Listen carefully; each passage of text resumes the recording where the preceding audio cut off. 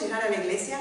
Hoy salí hace 2 horas de mi casa y acabo de llegar. O sea, pasaron tantas cosas hoy y en estos días que me da la sensación como que este tema realmente es necesario. Es un tema muy escabroso. Cuando lo terminé de leer, les mandé un mensaje a los pastores y dije, es muy fuerte, no sé si me animo. Eso no se lo puse, pero supongo que ellos se habrán dado cuenta que es lo que yo quise decir. Vamos a hablar claramente. Pero es la única que se animó a hablarlo del tema, así que... Bueno, muy bien. Primero hago un mini resumen sobre lo que hablamos la vez anterior, en el foro anterior, en la primera parte, que era el sexo es un regalo de Dios para bendición en el matrimonio. Es decir, Dios mismo es el creador del sexo y como lo vimos, el marco donde los esposos se pueden disfrutar, tener placer, estar contentos, realizarse, es el matrimonio mismo. Es decir, todo es lícito, aprendimos, pero no todo me conviene. Como decía el apóstol Pablo, es también la regla de la sexualidad, ¿no? Es decir, todo está permitido mientras no ofenda ni a Dios ni a mi pareja.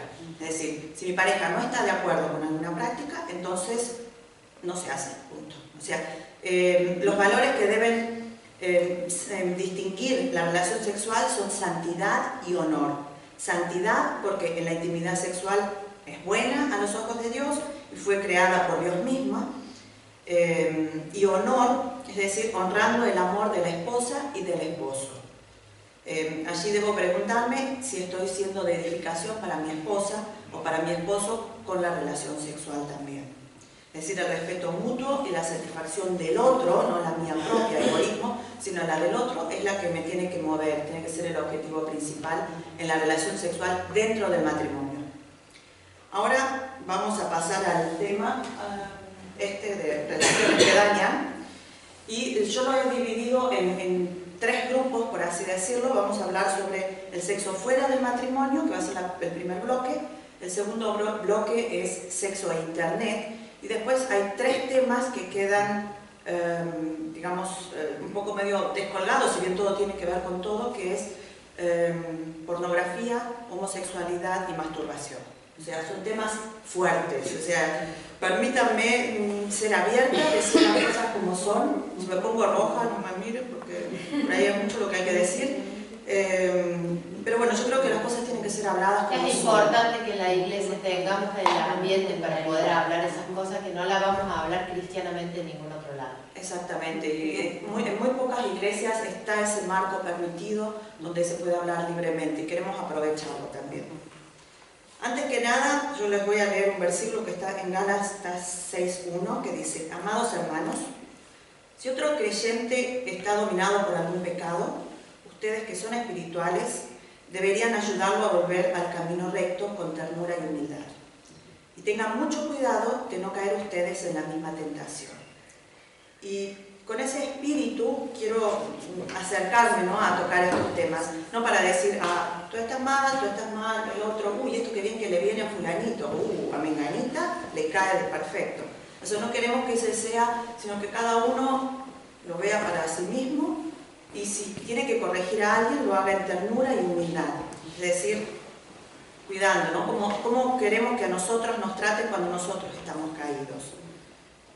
Bueno, la primera parte es sexo fuera del matrimonio, donde hablamos sobre fornicación. O sea, vamos a llamar a las cosas claritas. Yo traje un ejemplo. Un joven escribió: hace 3 años que estamos de novios y ya hemos fijado fecha para nuestra boda. Nos amamos, ella es la mujer de mi vida y estoy seguro de que nos vamos a casar. Ya estamos comprometidos, viene la fecha, todo bárbaro. Dios conoce nuestros corazones y sabe que nos amamos sinceramente. Él sabe que nuestro amor es puro. ¿Por qué no podemos iniciar nuestra vida sexual ahora? Y esa es la pregunta con la cual nos encontramos nosotros como padres, con nuestros hijos adolescentes, viviendo en una sociedad tan liberal como la que estamos viviendo. ¿Qué es lo que podemos decir nosotros como padres? Sencillamente, la Biblia dice que tener relaciones sexuales fuera del matrimonio es pecado. No hay otra vuelta, no hay excusa. No es lo que yo pienso, no es lo que la sociedad hoy en día me dice, sino que es lo que la Biblia dice. Si yo creo que la Biblia es la palabra de Dios, pues me toca tenerme a la palabra de Dios. No puedo inventar un pedazo de la Biblia porque la sociedad cambió. Muchas veces se utiliza la expresión inmoralidad sexual como sinónimo de fornicación, y ambas se refieren a las relaciones sexuales fuera del matrimonio. En Romanos 13:13 dice: ya que nosotros pertenecemos al día, vivamos con decencia a la vista de todos. Eso qué importante, ¿no? Vivir con decencia a la vista de todos. Es decir, lo que yo hago, que cualquiera lo pueda ver. Si yo estoy de novia o de novio, que lo pueda ver cualquiera, que no tenga que esconderme. Todo lo que hago a escondidas es porque no está a la luz. No es bueno. Y no es bueno. No participen en la oscuridad de las fiestas desenfrenadas y de las borracheras, ni vivan en promiscuidad sexual e inmoral, ni se metan en peleas, ni tengan envidia. Eso lo dice la Biblia, no es invento mío. Dios ha establecido claramente que la intimidad sexual está reservada exclusivamente para el matrimonio y solamente entre los esposos. O sea, eso quiere decir, ojo, bueno, yo estoy casada y mi vecina también está casada, los dos estamos en una relación matrimonial, entonces vamos a acostarnos juntos. No, así no, porque para buscar excusas no es tan bueno. El objetivo de todo hijo de Dios debe ser no tener relaciones sexuales hasta el casamiento. Las caricias en zonas eróticas, los besos apasionados, estimulan a desear mucho más. O sea, hay que poner freno. ¿Cómo saber dónde está el límite en una relación amorosa, en el noviazgo, por ejemplo? Existe una línea de no retorno, se dice, donde la pareja va a terminar en un cierto punto y cuando vuelvan a encontrarse van a seguir de nuevo desde ese punto en adelante. Es decir, hay que cuidarse de no traspasar los límites para que esto no se desenfrene. ¿Me entienden? Ahora vamos a ver el cuadrito siguiente. Sandrita, la primera que dices tú, ¿qué lado de la Biblia está? Romanos 13:13. No, pero el anterior. Gálatas 6:1. Gálatas 6:1. Ahí. Gracias. Bueno, este es un cuadrito donde se identifican, ¿no?, tres etapas diferentes. La etapa del reconocimiento, donde dos chicos, una chica y un chico, con 17, 18, 20, 25, 40, etcétera, no sé la edad que tengan, se miran, echan una miradita. O sea, todo esto nosotros que somos adultos lo hemos hecho, desde que así conocimos a nuestro esposo, esposa, novio, novia, etcétera, etcétera. Echamos una mirada, lo vemos y decimos, wow, qué lindo, qué bueno que está, diría nosotros que somos argentinos. Está bueno, fuerte el muchacho. Lo miramos a los ojos, le hacemos una carita, alguna palabra. Los muchachos al revés hacen lo mismo, ¿no? Las miran a las chicas, y miran y dicen, wow, qué figura, cuántas curvas, qué linda que está, la miran. Comienza un juego que no está mal, o sea, así nos conocimos, ¿no? Así conocemos a nuestro esposo y está bien, Dios nos hizo así. Luego, bueno, ya se vieron, se dijeron que se amaban, se gustaban, qué lindos que son, se toman de las manos, abrazos por los hombros, de la cintura, besos en la boca, caricias en la cabeza. Ahí está la línea, ¿ahí la ven? Etapa de noviazgo. ¿Qué pasa si nosotros seguimos con las caricias? No terminamos en la cabeza y le decimos, ay, qué lindo que sos, cómo te quiero, sino que empezamos a acariciarnos un poco más. Caricias en el cuerpo, besos en el pecho, desnudos, en la intimidad, caricias en los genitales, consumación del acto sexual. Así de rápido se llega. Y después vienen todas las consecuencias, dramas, arrepentimientos y problemas. Lo que me faltó poner punto número 13, bebé. Puede llegar a suceder, ¿no? Que entonces la chica termine embarazada con un bebé no deseado en ese momento y arruinen su futuro, arruinen los planes que Dios tenía en santidad para ellos. Es una pena, ¿no? Porque de esto viene un poco más adelante, ¿no? Las consecuencias, Dios nos perdona obviamente, solo que las consecuencias no pasan. Las consecuencias no pasan. O sea, el pecado Dios lo perdona, las consecuencias quedan. Una vida marcada, heridas internas, estas quedan para siempre. Esta sería la parte, digamos, antes del matrimonio. El amor, el verdadero amor espera. Eso. Hay un movimiento muy fuerte ahora en la relación. Sí. Disculpa, ¿solo las consecuencias del bebé o las enfermedades Venéreas, o sea, hay muchas consecuencias. hay muchas consecuencias, no solo esas, o sea, podés quedar embarazada o no, si la persona tiene SIDA, podés contagiarte de SIDA, o sea, está todo abierto. Cuando nos metemos en una situación así, fuera de los caminos de Dios, estamos a la deriva del mundo. La otra parte, que son relaciones fuera del matrimonio, es el adulterio. Adulterio son pasiones peligrosas fuera del matrimonio. Meterse en la cama con una persona que no es el cónyuge, el esposo o la esposa, es una decisión cuyas consecuencias nadie quiere afrontar después. Porque no es simplemente una aventura, no es simplemente un ratito, sino que pasan muchas cosas ahí. Todos conocemos la historia de David, ¿verdad?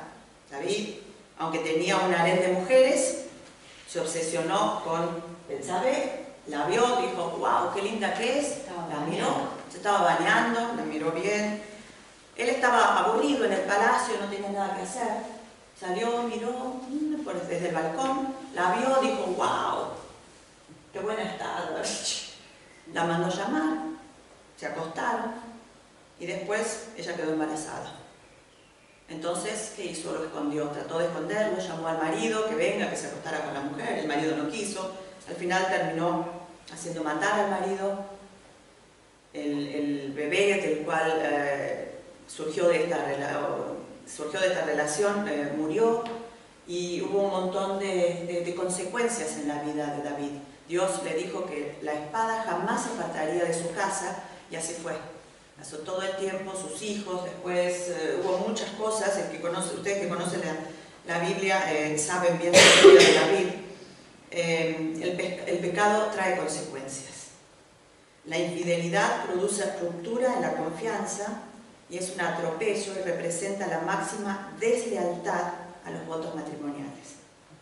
Es un grave pecado ante Dios, el cónyuge y uno mismo, porque se peca contra su propio cuerpo. Por otro lado, la infidelidad no solo trae consecuencias para el que la comete, sino también para el cónyuge. Es una experiencia humillante y devastadora para el otro. Dice, es como un huracán que va destrozando todo lo que se construyó hasta ese momento. Destruye relaciones, fragmenta familias, arruina futuros. No hay nada que una infidelidad no destruya. Y yo puedo decir, realmente es así.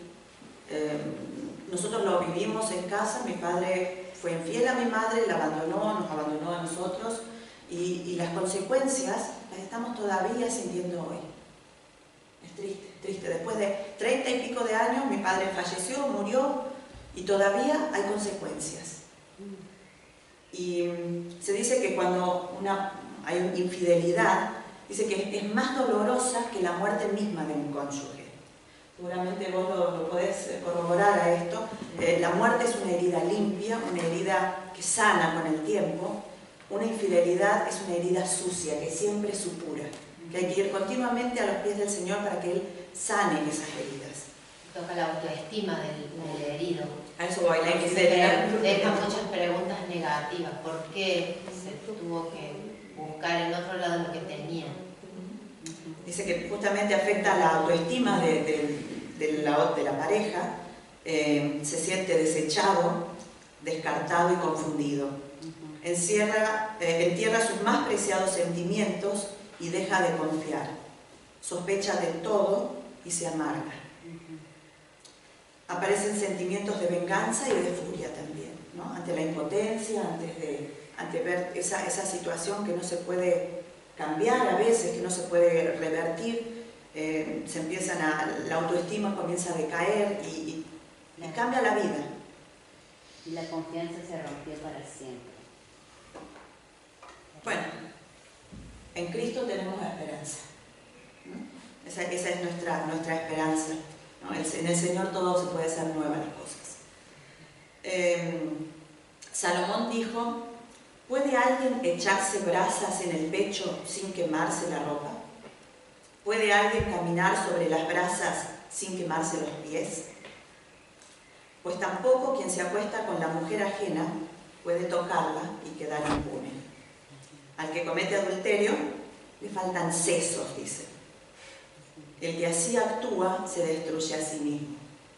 Eso lo dice Salomón en Proverbios 6, 27 al 32. Otro aspecto de la infidelidad es, ¿se puede ser infiel sin tener contacto físico? Jesús mismo lo dice, ¿no? Él dijo que cualquiera que mira a una mujer y la codicia ya ha cometido adulterio con ella en su corazón. Eso está en Mateo 5, 28. Es decir, que es posible engañar al cónyuge sin tener intimidad sexual. Y a mí cuando yo trabajaba este tema me pareció muy interesante, muy alarmante, más en la sociedad de hoy. Bueno, el tema era muy extenso, yo lo acorté mucho, donde dice muchas veces el esposo o la esposa, si los dos trabajan, pasan mucho tiempo en la oficina con algún colega, si tienen que estar de viajes, y llega un momento donde tal vez haya más comunión con un colega que con el esposo o la esposa en casa. Más que cuando llega a casa están los niños, la esposa, el trabajo, y el colega o la colega está de 10, toda maquilladita, arregladito, guapo, con perfume, y entonces se comienza una relación estrecha. Hay que tener mucho cuidado con eso. Se dice que la infidelidad emocional es un intenso vínculo afectivo y con un gran compromiso, dedicación de tiempo e intimidad, que se da con alguien ajeno a la pareja, que no incluye un contacto físico. O sea, no se acuestan, pero es el mejor confidente. Por eso muchas veces cuando a mí me dicen, ay, pero mi mejor amigo, es una chica, dice, ay, pero mi mejor amigo, no, con él no pasa nada, pero yo le puedo contar todo. A mí se me paran las antenas así, no, un momento, o sea, ¿cómo que le podés contar todo? No hay un amigo íntimo fuera del matrimonio, en sexos diferentes. Discúlpame que les diga, pero la amistad entre sexos diferentes, la amistad es en el medio. A ese nivel de intimidad, a ese nivel donde le abro mi corazón y le cuento lo íntimo, eso existe en el matrimonio, pero no fuera del matrimonio. O sea, amigos, por supuesto que sí, no, tampoco así, ay, la Sandra dijo que no puedo ser más amigo de nadie, solo con mujeres. No estoy diciendo eso, sino cuidado. Dice, lo diabólico de este tipo de infidelidad es que las personas involucradas pueden engañarse a sí mismas creyendo que la relación no ha llegado a mayores. Sin embargo, a ese alguien especial es mucho más cercano y querido que la propia esposa o esposo. Este tipo de infidelidad puede ocasionar tanto daño como la infidelidad sexual propiamente dicha, porque en realidad le está faltando, le está siendo infiel, ¿no?, al otro. El diablo usa la sexualidad como una de sus armas más poderosas. Satanás desea socavar la obra santificadora de Cristo y sabe que todo cristiano ha sido apartado del mundo para ser limpio y de lo profano para ser santo. Es decir, también sabe que cuando los cristianos actúan como la gente santa que son, Dios obra maravillas en medio de ellos. Eso está en Josué 3:5. Sin pureza no hay poder. Con pureza, el poder de Dios no tiene límites. Y el diablo quiere, obviamente, mancharlos. Satanás no es tonto. Él sabe dónde nos puede tocar, ¿no? Ahora, yo hice una lista de consejos prácticos. O sea, ahí están solo los puntos, aquí los tengo un poco más ampliados. Consejos prácticos para mantener la santidad? Primero es que, ya sea uno casado, soltero, que esté en una relación o no, tiene que aceptar que en algún momento puede llegar a venir la tentación. O sea, no podemos decir, no, a mí nunca me va a pasar. Yo soy santa y no me pasa nada. Serás tentado sexualmente alguna vez en tu vida. Eso hay que aceptarlo, es inevitable. La Biblia dice, cuando sean tentados, en Santiago 1:13, no dice, ustedes nunca van a ser tentados, o si alguna vez son tentados, cuando sean tentados, es decir, la tentación es parte de nuestra vida cristiana. Pablo aconseja, ustedes no han sufrido ninguna tentación que no sea común al género humano, es decir, a todos nos puede pasar. Eso está en 1 Corintios 10:13. Lo que no debemos aceptar es ceder a la tentación. Dichoso el hombre que no cede a hacer lo malo cuando es tentado, porque un día recibirá la corona de vida que Dios ha preparado a los que lo aman. Eso está en Santiago 1:12.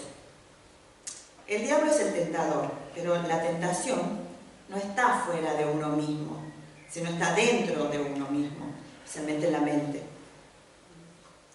Jesús dijo, porque de adentro del corazón humano salen los malos pensamientos, la inmoralidad sexual, etcétera, etcétera. La Biblia nos dice que hay un ejército de malos deseos dentro de nosotros. Eso está en Santiago 4:1. El diablo nos va a decir que cumplamos con esos deseos, que será bueno, que será lindo, que será la mejor experiencia de la vida, que total nadie se va a enterar, te va a sentir especial, todo eso, pero no le creamos porque eso no es verdad. Más vale, hay que alejarse de eso y de esas engañadoras sugerencias de parte del diablo. Por otro lado, tenemos que reconocer, punto número 2, aquello que te tienta y prepararte. O sea, nosotros sabemos cuáles son las cosas que nos tientan, cuáles son las cosas que nos hacen caer. Rick Warren dice en Una vida con propósito, hay ciertas situaciones que te hacen más vulnerables a otras.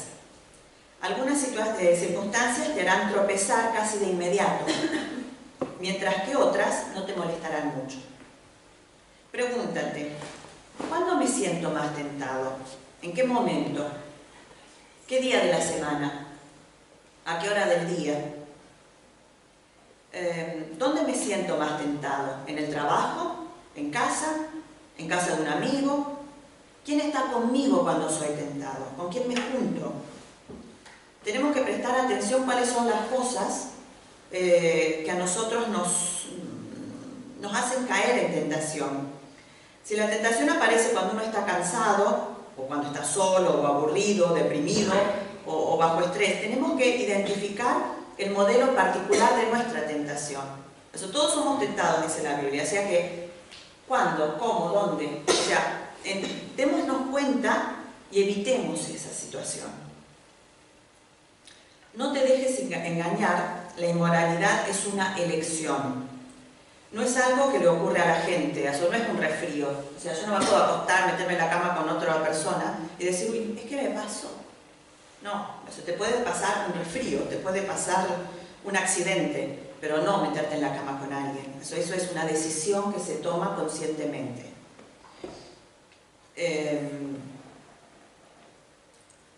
En otras palabras, dice, la inmoralidad no te elige, sino tú la eliges a ella o eliges evitarla. Si dependes de Dios cada día y tomas pasos deliberados y progresivos para cultivar la pureza, podrás evitar caer frente a la tentación. Otro punto importante es, coloca freno a tus ojos. La mayoría de las tentaciones comienzan por la vista, como cuando veíamos el cuadrito, lo primero que era, veíamos, mirábamos el cuerpo, mirábamos los ojos. O sea, la tentación entra siempre por los ojos. Y es el ejemplo de David, ¿no? Él primero la vio, la codició, la tomó y escondió luego las cosas. Eso, no debes ignorar que tus ojos son órganos sexuales muy poderosos, muy fuertes. Jesús nos dijo, por tanto, si tu ojo derecho te hace pecar, sácatelo y tíralo. Más te vale perder una sola parte del cuerpo y no que sea todo arrojado al infierno. En Mateo 5:29. ¿Será que Dios nos dice que tenemos que andar todos por la vida? Puede ser, ¿no? Andemos con un parche, así. No, lo que Dios nos está diciendo es que seamos drásticos, que seamos radicales, que seamos tajantes frente a la tentación sexual, que digamos no. Job dice en Job 31:1, hice pacto con mis ojos. O sea, esto me gustó mucho, ¿no? Hacer pacto con los ojos, que miren mis ojos. ¿Cómo pues había yo de mirar a una mujer para codiciarla? Un pacto con los ojos es una buena decisión para evitar todo pecado sexual. Yo cuando lo pensaba, digo, lo podemos aplicar a tantas cosas, a lo que vemos por televisión, a dónde nos detenemos, a qué prestamos atención, con qué gente nos juntamos. Hay tantas cosas que se pueden hacer, que vemos. Hacer un pacto con nuestros ojos para que vean lo de Dios. O sea que las mujeres también tienen el mismo problema con los ojos. La mujer también lo tiene. La mujer también tiene ojos y tiene oídos, tiene boca, pero los hombres. Lo tiene un poquito más repartido la tentación. digamos como que no es tanto. O sea, aquí, según la pila de libros que me leí, los hombres son los que tienen más problemas con los ojos que las mujeres. Sin embargo, las mujeres también miran. Eso, todos miramos, ¿no? Todos miramos. Pero a veces la mujer escucha y cuando escucha lo que quiere escuchar tiene más problemas que con la vista. Cuando alguien viene y le dice lo que el marido hace 20 años no le dice. ¿No?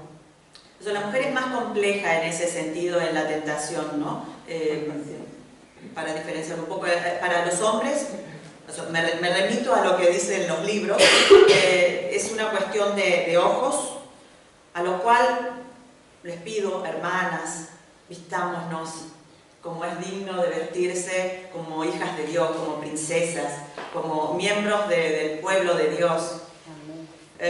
No provoquemos, ya los hombres de por sí tienen esta debilidad, por así decir, esta parte sensible. No provoquemos, no hagamos que los hermanos caigan en tentación. No seamos nosotras instrumentos del diablo. Vistámonos con decoro, vistámonos para agradar a Dios. O sea, tengamos mucho cuidado en eso.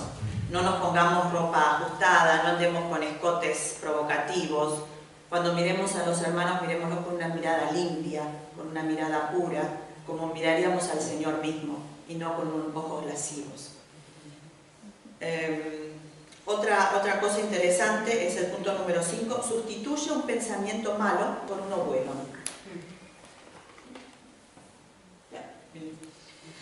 La tentación procura captar tu atención. La mejor manera de evitarla no es solo resistirla. De hecho, la tentación no tiene que ser resistida. En ningún momento se dice que la tentación hay que resistir. ¿A quién hay que resistir? Al diablo. Al diablo. ¿A la tentación? ¿Qué hay que hacer con la tentación? ¿Alguien sabe? Huir. Es lo que dice, huye de la inmoralidad, ¿no? Dice, la tentación procura captar tu atención y la mejor manera de evitarla no es solo resistir a un pensamiento malo, sino sustituirlo por uno bueno. O sea, me viene el pensamiento y entonces en vez de seguir revolcándome en el pensamiento, por así decirlo, seguir pensando y dándome manija, hacerse los ratones, no sé cómo se hablan en todas las partes del mundo, nosotros le decimos así en Argentina, no sé ustedes. Darle vuelta al asunto, hay que sustituirlo por otro. Entonces, tenemos este pensamiento que nos llama la atención, pues entonces pongamos otro pensamiento. Para las chicas, bueno, ¿qué tengo que hacer hoy en la casa? A ver, no sé, ¿cómo está mi esposo? Los chicos, o si no, lo que es más productivo, apréndanse textos de memoria de la palabra. Y cuando les vengan esos pensamientos, reciten los textos que se saben. Entonces, la palabra dice, ¿con qué limpiará el joven su camino? No solo el joven, sino el adulto, la señora, la joven. Con guardar la palabra de Dios, ¿no? O sea, si no la conocemos a la palabra, si no la podemos recitar, si no nos sale de adentro la palabra, nos va a costar resistir la tentación, o huir de la tentación, por así decirlo. Filipenses 4:8 dice, y ahora, amados, una cosa más para terminar, concéntrense en todo lo que es verdadero, todo lo honorable, todo lo justo, todo lo puro, todo lo bello y todo lo admirable. Piensen en cosas excelentes y dignas de alabanza. ¿No? Y lo que decía recién, el último punto es: huye de la inmoralidad. Aléjate de los sitios que te tienten a pecar. Saca la computadora de tu habitación y colócala a la vista de todos si la computadora es un problema. Si es necesario, póngale contraseña y díganle que la sepa la mamá, el papá, el hermano, quien sea. Pero no tengan las cosas que los tientan a mano.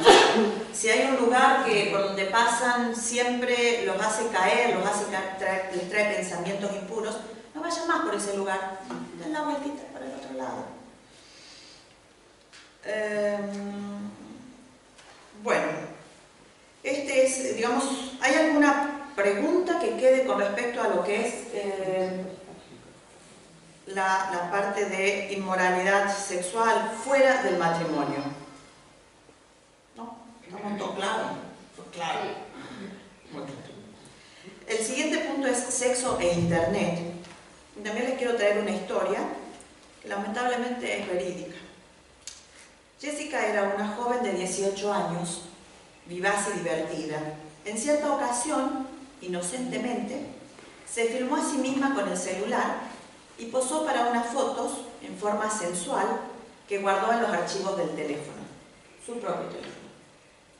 Un día le pidió a su novio que le sostuviera el celular mientras ella terminaba de cambiarse. Nadie imaginaría que esa travesura terminara en una gran desgracia. Su vida cambió radicalmente cuando una de esas fotos fue enviada por su novio a uno de sus amigos íntimos, para que solo él la viera. A la semana se había convertido en la chica más popular de toda la ciudad. Era el juguete favorito de muchos hombres del barrio. Durante meses se enfrentó a insultos como prostituta y reina del porno en una página visitada habitualmente por adolescentes de todo el mundo. Según sus amigos, se volvió introvertida, triste, callada. A pesar de eso, Jessica salió en la televisión local para asegurarse de que nadie más pasara por esto, y dio su testimonio. Unos meses más tarde, en junio del 2008, se ahorcó en su propio dormitorio. Hoy en día sus padres, Albert y Cynthia Lohan, promueven la campaña para una toma de conciencia de los peligros del sexting. Triste. O sea, cuando yo la leí en internet, yo la reduje un poco, hice el resumen, muy triste, muy triste. Solamente un par de fotos tontas que se sacaron y le arruinaron la vida. Estas son las consecuencias. Esto es lo que digo, que la leche regada no se puede volver a recoger. Y yo pienso que así también estén con ropa de baño, es como que estuviera desnuda, y también lo pasan igual y le hacen una escáner o qué sé yo. Hay que tener mucho cuidado con eso. Con la ropa de baño. Sexting es una palabra compuesta de la etimología inglesa sex de sexo y texting de mensaje de texto. Sexting se traduce como sexo a través del mensaje de texto, ¿no? O sea, enviar fotos, en este momento se envía WhatsApp, Instagram o todos los otros que tiempo hablando ya, Facebook, etcétera, etcétera. El sexting consiste en tomarse fotografías, ya sea parcial o completamente desnudo, y enviar esas imágenes a través de mensajes de texto. Lo usual es que una chica se saque una foto en una actitud seductora. Eso no tiene que estar ni siquiera desnuda, puede estar vestida y simplemente con una cara de Matahari, no sé. O con poca ropa.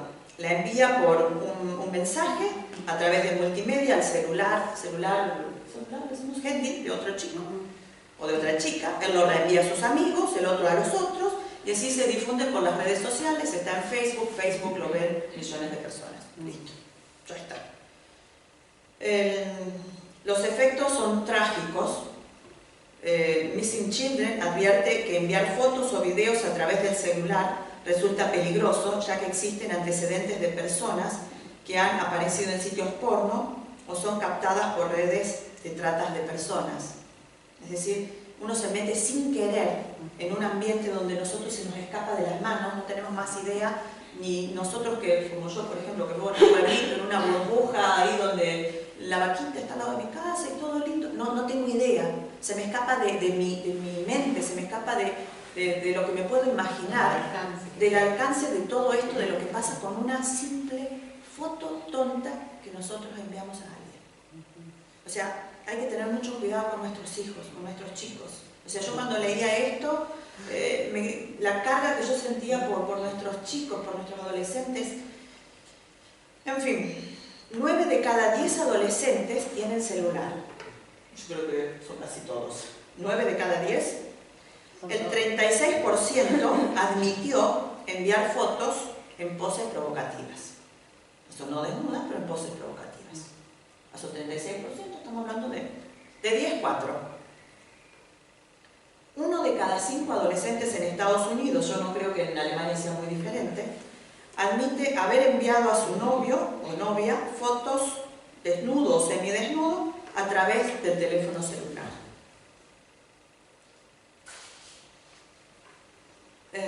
Los expertos advierten que los adolescentes, por diversión o por provocación, actúan antes de pensar seriamente en lo que están haciendo, pero las fotos se extienden como la pólvora y pueden llegar a ser realmente humillados al darse cuenta de que lo que pensaban que era divertido se convirtió en algo que los persigue durante años. Muy triste, triste, triste. Lo otro que está también dentro de la parte del sexo a internet es el grooming.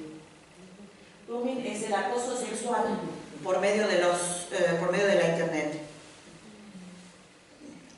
Yo no sé, a mí me parece como que no existe esto, pero aparentemente sí existe. Hay más casos hay más casos de los que yo me imagino. Cuando yo estuve viendo y estudiando las estadísticas, realmente decía, no puede ser que esto sea cierto.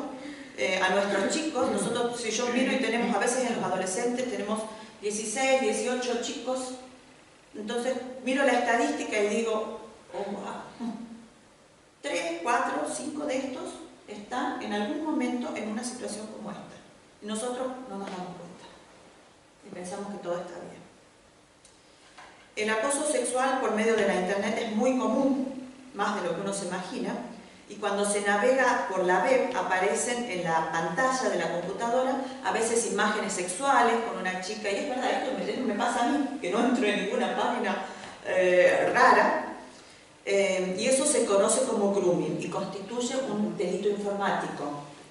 En caso de presentarse o de pasar a mayores, cuando se chatea directamente, se puede hacer la denuncia a la policía porque es un delito. O sea, ya estamos entrando en un ambiente donde ya no es un consejo que hay que dar, sino es realmente algo serio, es algo ilegal. El 44%, 44% de los menores que navegan con regularidad se han sentido acosados sexualmente en internet en alguna ocasión. Y el 11% reconoce haber sido víctima en una de estas situaciones. Es mucho. Las cifras son, para que ustedes tengan idea, de 20 personas hay 2 que lo vivieron a esto. Es mucho, es mucho.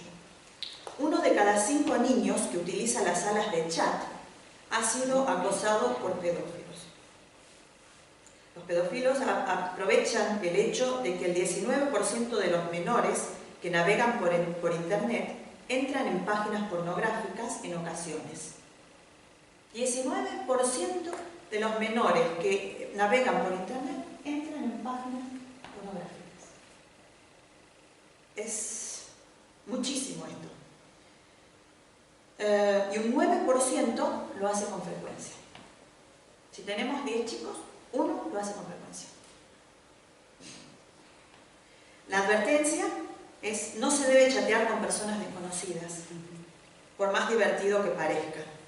No se deben enviar por ninguna razón videos o fotos eróticas o sugestivas o de personas desnudas. No se debe hacer. Esto, por favor, comuníquenselo a sus hijos, a sus sobrinos, nietos, amigos. Es muy fuerte. O bebés recién nacidos. sacan calatitos y los ponen en el libro. La pornografía es el próximo tema que yo voy a dar para seguir con la internet. El término pornografía hace referencia a todos aquellos materiales con contenido de imágenes o reproducciones videográficas que representan actos sexuales o actos eróticos con el fin de provocar excitación sexual del receptor. La pornografía denigra al ser humano, las personas son exhibidas y se presentan como si fueran mercadería disponible para la venta. Están siempre dispuestas, sin demandas, como objetos que pueden elegirse según el gusto del consumidor. La pornografía también pervierte la sexualidad. No considera los sentimientos de las personas, porque con esas chicas o esos hombres que están ahí no hay relación. No valora el amor, no valora la ternura, la intimidad. Y aunque se tienda a creer que mirar videos pícaros o de alto voltaje es solo una travesura, es muy peligroso. En el matrimonio, muchas veces, o muchos matrimonios, dicen miremos pornografía juntos, esto nos va a hacer bien. Pero lamentablemente no es así. Mirar juntos o por separado este tipo de material no los va a acercar como matrimonio, no va a incrementar la comunicación y la intimidad, sino por el contrario, hará que se distancien cada vez más. Y a la larga, ya sea soltero o uno casado, la pornografía siempre será dañina porque niega la realidad. Eso no es cierto, es una mentira disfrazada. Obviamente esto genera conflictos con el esposo, con la esposa, cuando hay uno de los dos tiene problemas, especialmente son los hombres, aunque no descartaría a las mujeres.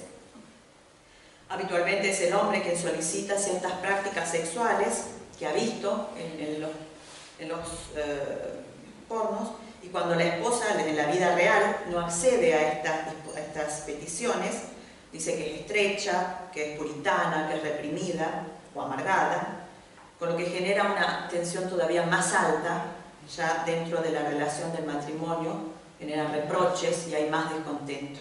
Entonces empieza esto a desbaratar ya. Incita también a la violencia sexual y todos los ofensores sexuales, los violadores, tienen antecedentes de consumir pornografía, todos. Porque el problema es que las prácticas que se vieron, luego se quieren poner en práctica. Una mente saturada de pornografía buscará poner en práctica, de algún modo, el deseo surgido de esas imágenes. Todos los varones que incurrieron en prácticas homosexuales, antes de su primer contacto sexual, consumían con asiduidad pornografía homosexual. Lo mismo es válido para el abuso sexual infantil. O sea, los pedófilos también consumen pornografía. En algún momento llegan a esto. Alrededor del 40% de los consumidores de pornografía infantil se convertirán en abusadores de menores. Es una de las armas más poderosas, es una adicción hoy en día que muchas personas sufren y hace desear más y más. Es peor que el alcohol y las drogas. Nunca es suficiente y, como toda adicción, paraliza la espiritualidad, obviamente, ¿no? O sea, ¿dónde lo vamos a encontrar a Dios en medio de esto? Pervierte la forma de ver el mundo, sexualiza los vínculos, deforma la vida social y destruye cualquier posibilidad de ser efectivos en el ministerio y el servicio a Dios. ¿Cómo ser libre de la pornografía? O sea, no hay una receta así, lamentablemente, ¿no?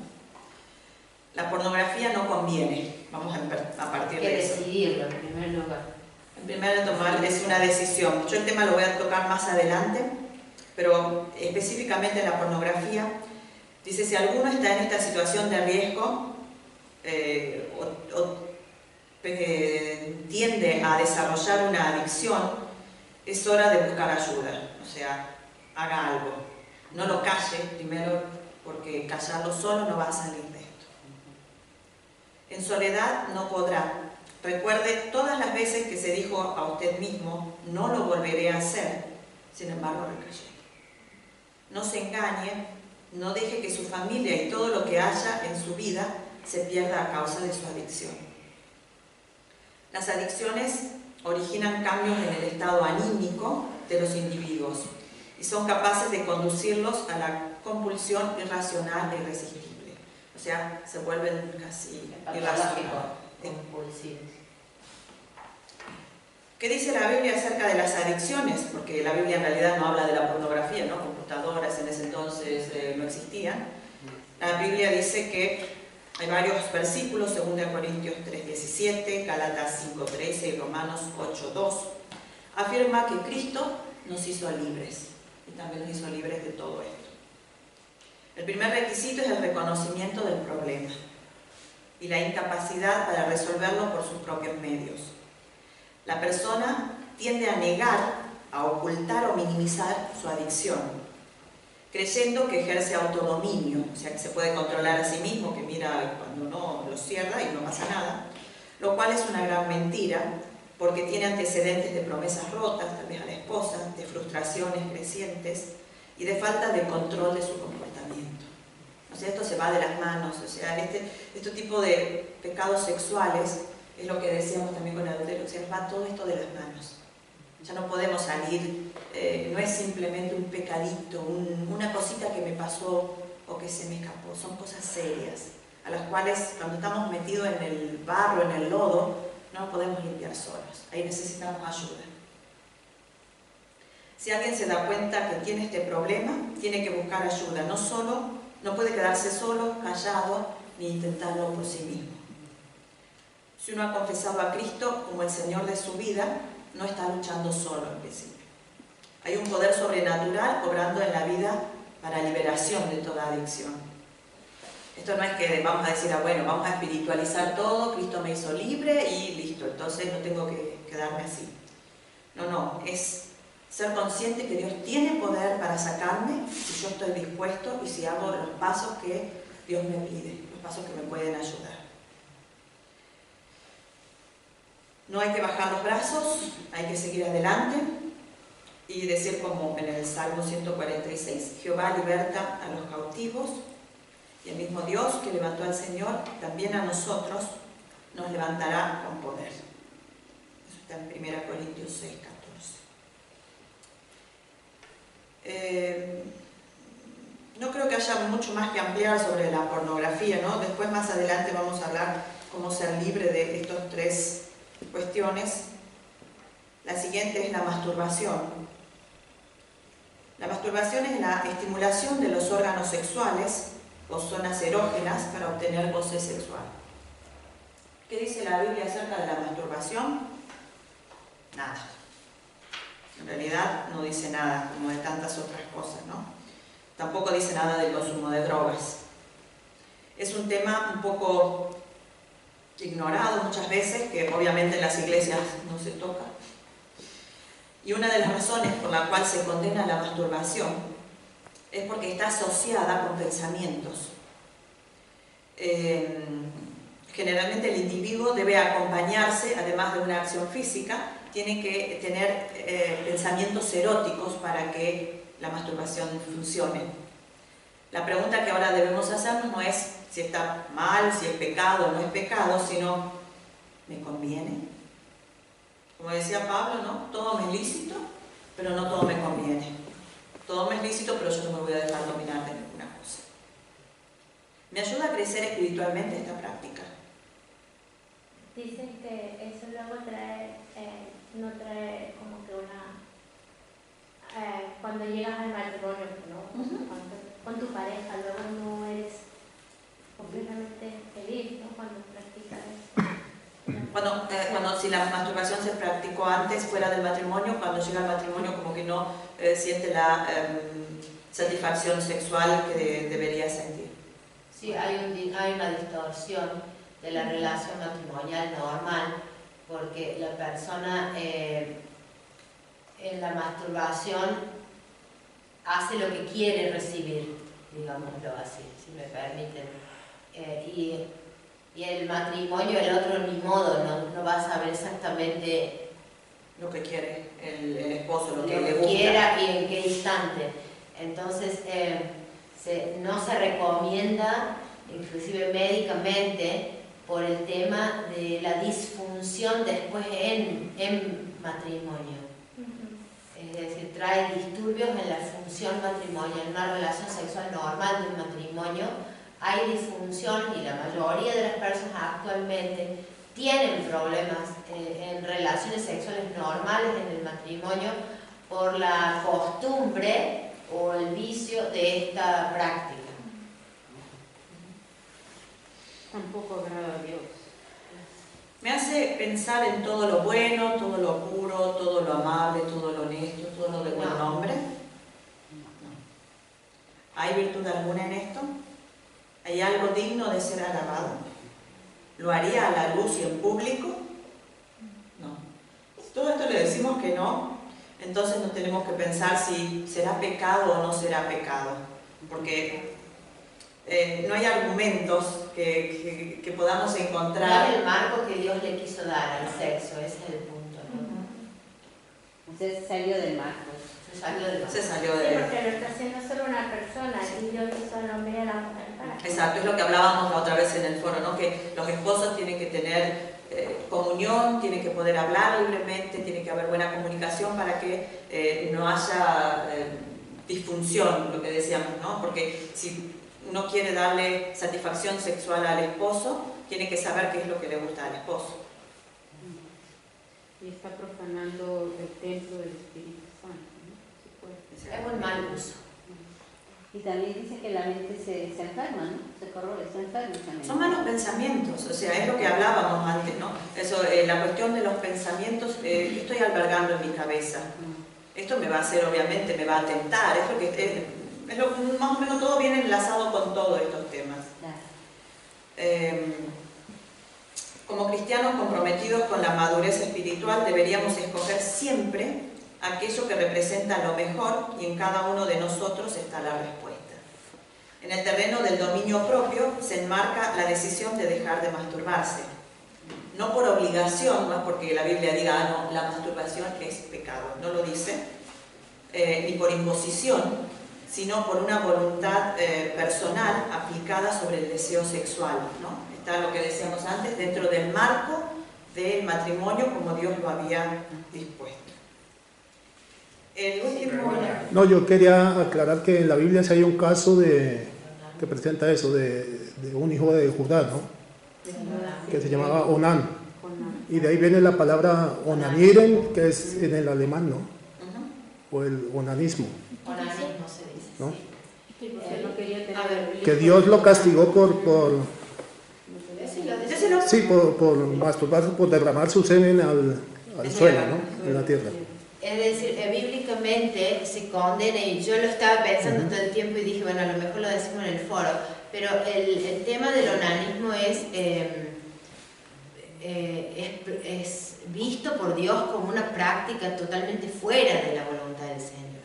Y es el masturbarse fuera, en tierra se dice bíblicamente, es decir, que el hombre no termina el acto sexual, su orgasmo con la mujer, sino fuera, ¿sí? Y esto está condenado por Dios mismo. Entonces es una práctica que otra vez está fuera del marco de lo que el Señor creó. El Señor creó al matrimonio y dijo, dentro de este marco es sano. ¿Por qué? Porque no es sano fuera, porque hiere, porque la intimidad la tiene que conocer uno solo, que es mi marido. Y con él yo tengo que vivir los sueños y demostrar cariño, y por todo ese camino es sano. Cuando vivo la sexualidad fuera de un marco de ternura, de cariño, de compañerismo, de historia con mi compañero de la vida, en este caso, estoy llevando adelante una práctica como Dios no la planeó, ¿sí? Como nos hace daño, por eso la llamamos prácticas dañinas, porque en realidad esta práctica nos va a llevar a disfunciones, a enfermedades psíquicas, mentales, a disfunciones sexuales, que no nos convienen porque no es lo que Dios hizo. Bueno, después yo voy a dar una última palabra. Yo creo que es importante que tengamos en cuenta que todo lo que estamos hablando hoy es la posición que nosotros presentamos bíblica de la relación sexual. Sin embargo, este tema es un tema muy íntimo que yo creo que es importante que cada uno de ustedes sea consciente que cada uno lo arregla con Dios. Y nuestra congregación, ya sea con el tema, no estoy hablando de masturbación, sino de pornografía, de relaciones fuera del matrimonio, antes del matrimonio. Fuera del matrimonio hablamos de adulterio, porque es el engaño al cónyuge, y fornicación hablamos de sexo en general fuera del matrimonio. Todo esto lo arregla la persona con Dios. ¿Sí? Y yo sé que muchas iglesias le van atrás a las personas averiguándole qué vive la persona para decirle si está bien o no. Nosotros no hacemos esto. Nosotros queremos en estos seminarios transmitir a la congregación lo que pensamos que es bíblico y es sano para cada uno, pero cada uno va a arreglar este tema con Dios porque es algo muy íntimo, ¿sí? Nosotros no somos ni vamos a ser una iglesia que esté manipulando la vida de cada uno, sino que cada uno tiene el derecho a tomar esto y a llevarlo ante Dios y a decirle: Señor, este tema yo escuché que es así, así, según lo que la Biblia nos enseña, y arreglar su tema con Dios allí. Yo creo que es importante que yo como pastora de la congregación pueda decir esto, porque hay personas que se obsesionan con este tema. Es un tema más, es un pecado más, ¿sí? Es feo, uno peca contra su mismo cuerpo cuando comete un pecado de esta índole y es inmoral y por eso ensucia la imagen de santidad del cristiano. Sin embargo, nosotros como iglesia no nos declaramos, ni nosotros como pastores, ni los ancianos, ni los líderes, encargados de andar averiguando ninguno de estos temas, ¿sí? Por eso algunas veces somos mal interpretados. Y muchos dicen: ah, pero ¿cómo los pastores permiten que en la iglesia una cosa así ocurra? Yo no puedo averiguarle la vida íntima, ni quiero, ni es mi función, ¿sí? Para que cada uno de ustedes sepa y tenga la noción de cómo nosotros actuamos en estos temas, si hay una disfunción, si hay una persona que está cometiendo realmente un pecado, porque es algo que está fuera de la voluntad de Dios, nosotros vamos, hablamos con la persona, le aclaramos lo que nos parece que bíblicamente sería correcto y la persona sigue decidiendo sobre su vida. Y se la tiene que arreglar con Dios porque nosotros no somos el Interpol, ¿sí? Me explico, en este tema es importante porque nosotros predicamos que la persona arregla su relación con Dios, ¿sí? Pero nosotros sí queremos cumplir en aclarar lo que pensamos que la Biblia dice sobre el tema, para que cada uno que esté dispuesto a obedecer al Señor pueda escuchar esta voz y seguirla o no, ¿sí? Perdón que te interrumpí. No, está bien. Nos queda poco, pero yo creo que es importante. Cuando estabas dando tú, Sandra, dijiste Gálatas. Después yo voy a pasar, todos mis apuntes se los voy a pasar a ustedes. Bueno, el último tema es la homosexualidad. Aquí la Biblia sí es muy clara. O sea, aquí lamentablemente no hay muchas excusas. En los otros temas por ahí a lo mejor había una que otra cosa no muy clara, pero en este tema sí es muy clara y hay muchísimos textos que contienen el pensamiento de Dios con respecto a la homosexualidad. Por ejemplo, hay textos muy fuertes. Yo cuando los leía decía, muchos. Eso, en Romanos 1, 25 al 27, hablando Dios acerca de la ira de Dios frente al pecado, dice: cambiaron la verdad acerca de Dios por una mentira, y así rindieron culto y sirvieron a las cosas que Dios creó, pero no al Creador mismo. Así comienza, ¿no? ¿Quién es digno de eterna alabanza? Por esa razón, Dios los abandonó a sus pasiones vergonzosas. Aún las mujeres se rebelaron contra la forma natural de tener relaciones sexuales y en cambio dieron rienda suelta al sexo con otras mujeres. Los hombres, por su parte, en lugar de tener relaciones sexuales normales con la mujer, ardieron en pasiones unos con otros. Los hombres hicieron cosas vergonzosas con otros hombres y como consecuencia de ese pecado sufrieron dentro de sí el castigo que merecían. Por pensar que era una tontería reconocer a Dios, Él los abandonó a sus tontos razonamientos y dejó que hicieran cosas que jamás deberían hacerse. En Levíticos 18, del 22 al 25, dice: no practiques la homosexualidad al tener relaciones sexuales con un hombre como si fuera una mujer. Es un pecado detestable. Un hombre no debe contaminarse a sí mismo al tener sexo con un animal. Tampoco una mujer se ofrecerá a un animal macho a fin de tener relaciones sexuales. Eso es un acto perverso. No se contaminen con ninguna de estas prácticas, porque los pueblos que estoy expulsando de delante de ustedes, dice Dios, se contaminaron haciendo todas esas prácticas. Debido a que toda la tierra se ha contaminado, voy a castigar a los pueblos que viven en ella. Haré que la tierra los vomite. La Biblia es muy clara, hermanos. Yo creo que no hay dudas, no hay excusas para decir. O sea, ser vomitado por Dios me parece que no es lo mejor que se nos ocurre, ¿no? La sexualidad se forja a través del tiempo, mediante decisiones y elecciones. Dios no crea a los homosexuales. Eso no hay. ¿Qué dice la Biblia? Dios los creó, varón y hembra. Les dijo que se unieran, que fueran una sola carne, que fructificaran, que llenaran la tierra. En ningún momento dice que Dios que hizo a los homosexuales. Si Él lo hubiera hecho, no tendría por qué juzgar ni condenar la práctica de la homosexualidad, ¿no? Algo que hace muchas veces en su palabra. Existe una clara diferencia entre sentirse atraído sexualmente o eróticamente por una persona del mismo sexo. Y otra cosa es tener relaciones con esa persona. La primera no es una elección. O sea, no vamos a negar, sería tonto de nuestra parte, que puede ser que algún chico, alguna chica sienta alguna atracción. Hay una teoría que en los últimos años está surgiendo, inclusive Freud la dice, y muchos psicólogos hoy en día dicen que las personas somos creadas, tenemos una parte sexual. Dios no nos hizo asexual, sino somos seres sexuales, y ante determinados estímulos, ante determinadas acaricias eróticas, tanto sea por un hombre o por una mujer, el cuerpo reacciona. No por una cuestión de soy homosexual o no, sino que el cuerpo está hecho así, para reaccionar ante ciertas caricias eróticas. Es normal.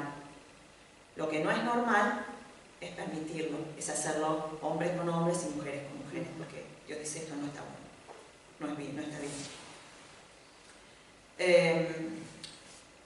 Tener, digamos, una cierta atracción no es una elección, a lo mejor sentir un gusto, pero sí es una elección tener sexo con una persona o no.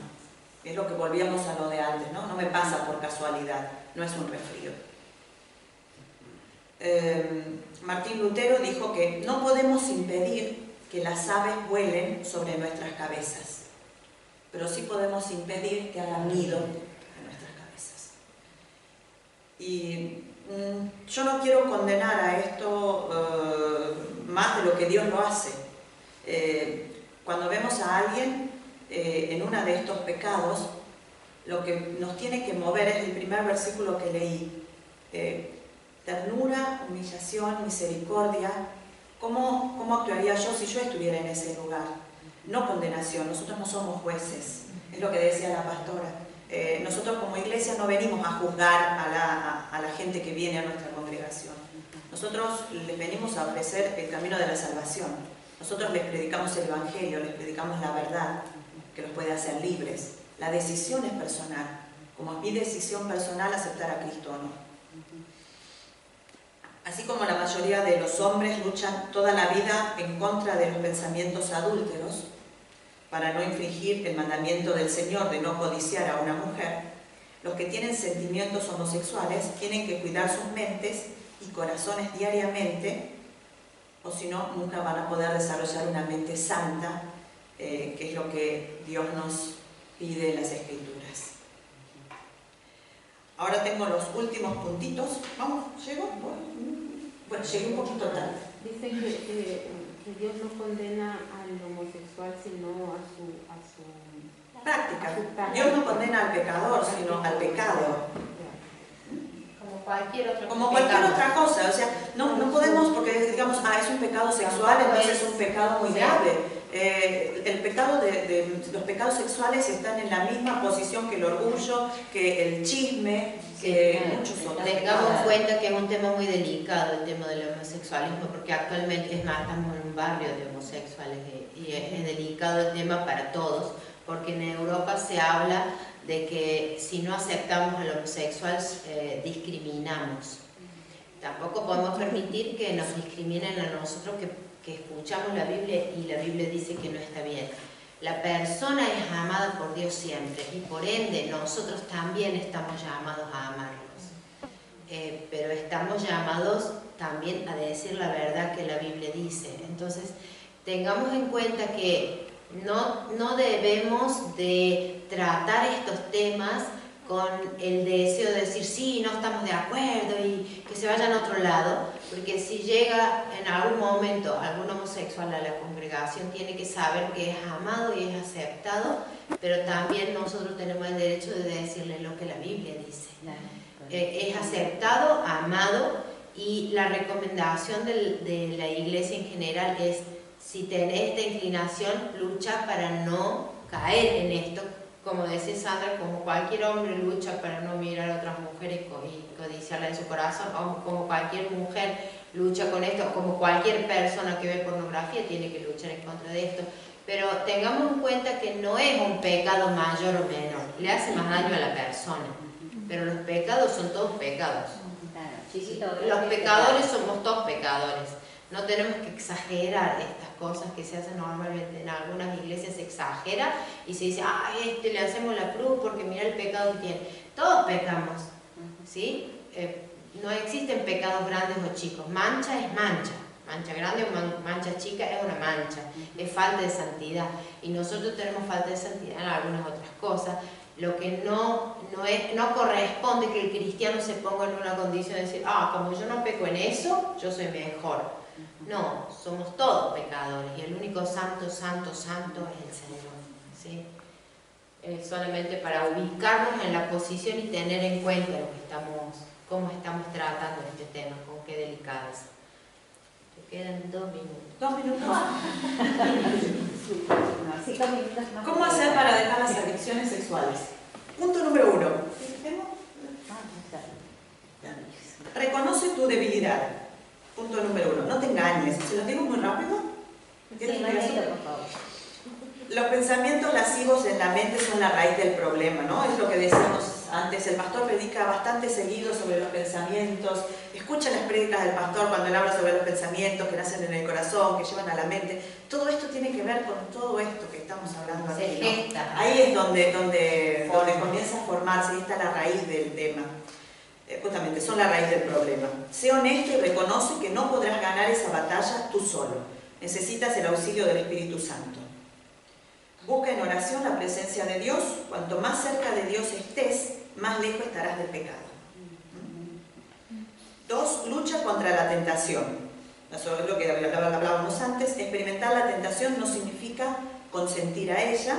No es la naturaleza la que toma decisiones sobre cómo debe ser usado el cuerpo humano, sino la voluntad, lo que decíamos antes. No es la naturaleza, hoy me levanté y sentí... No, chicos, o sea, nosotros tenemos una voluntad que dice yo voy a hacer esto o no voy a hacer esto. Gana la batalla en tu mente, seguimos con la mente. José no permitió que las palabras de la esposa de Potifar hicieran raíz en su mente. Ella era insistente, ¿se acuerdan? Está en Génesis 39:10. Él rechazó toda palabra seductora inmediatamente.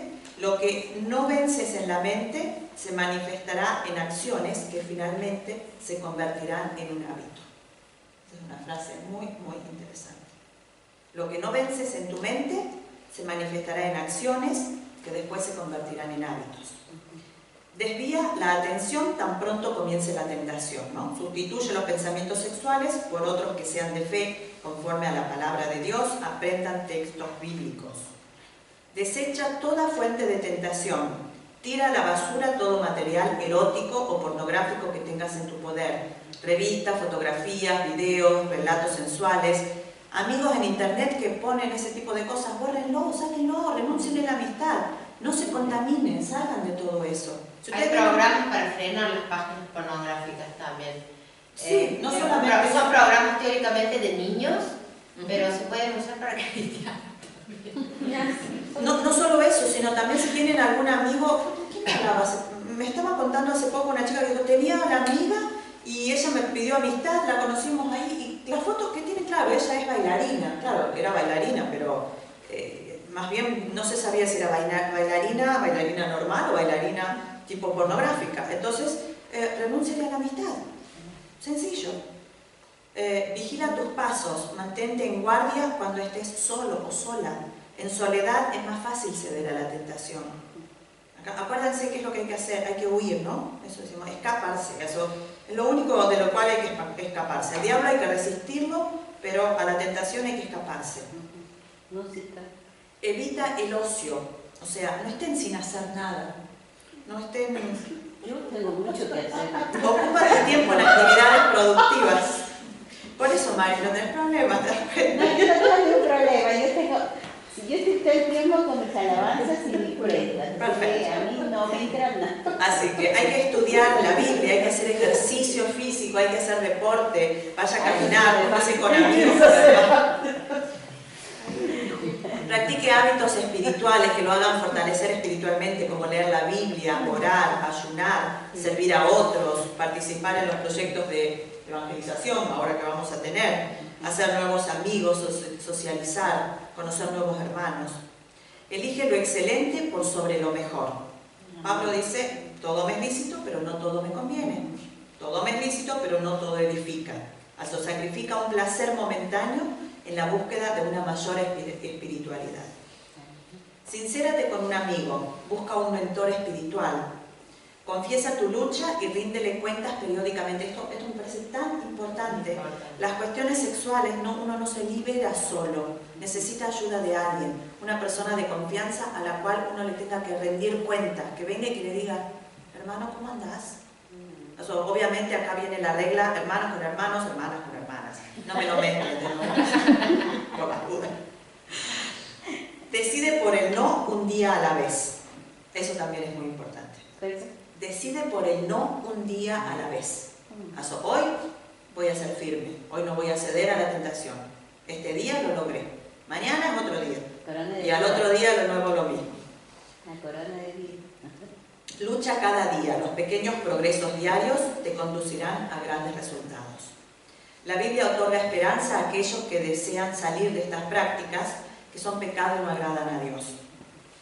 En 1 Corintios 6, del 9 al 11, dice que algunos de los miembros de la iglesia de Corinto habían abandonado los pecados sexuales con éxito, al ser lavados, santificados y justificados por la fe en Jesucristo.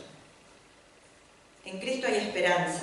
Él no nos muestra nuestros pecados para dejarnos con una conciencia sucia y llenos de culpa. Al contrario, Él quiere sacarnos de esa situación y lavarnos con su sangre preciosa. Él ya pagó el precio por nuestras faltas, por nuestros pecados, por todos nuestros errores. Ahora solo nos toca a nosotros ir a Él, a los pies de la cruz, reconocer nuestros pecados, reconocer nuestra maldad, arrepentirnos, pedir perdón, cambiar de actitud, lo que hacía lo dejo de hacer, no lo hago más, y aceptar la nueva vida en Cristo que Jesús nos ofrece. Gracias, hermanos, por el escuchar.